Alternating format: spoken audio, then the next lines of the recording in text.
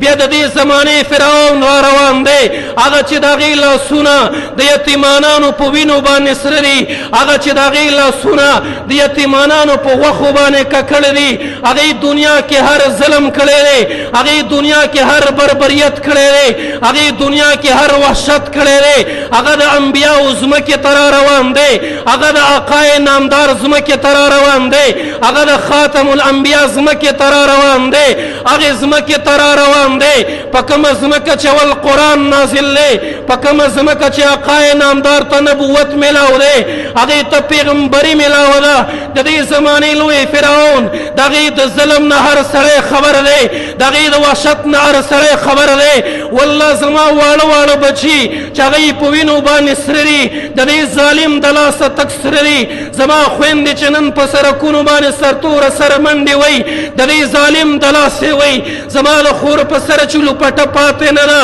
د دې ظالم د لاسه پاتې نه ده زما مدارس چې وران دي د دې ظالم د لاسه وران دي زما مساجد چې وران دي د دې ظالم د لاسه وران دي بیا هغې ظالم ته بیا هغې وحشي ته بیا هغې زناور ته د عربو هغه پیغلې ولاړې وي هغه مسلمانې پیغلې ولاړې وي هغې استقبال ته راغلې زه وایم عرب ولې دومره بې غیرته شوی ولې دومره بې ضمیره شوی ولې دومره بې احساسه شوی یو وخت په عربو کې هغه راغلی دی عربو چې به کومه اوښه باندې ښځه راوستله په کومه اوښه باندې چې په ډولۍ راغله هغه اوښه به یې حلاله کړه هغه اوښ به یې حلال کړو وی په دې باندې به سبا سړی سورلی کوي په دې به بل سړی سورېږي دا زمونږ دپاره شرم دی دا زمونږ دپاره پیغور دی دا بې حیایي ده دا زمونږ د غیرت سره برابر نه دی لیکن نن زما سفیران هغې ته په لاره کې ولاړې دي نن زما مشران هغې ته ښځې ولاړې دي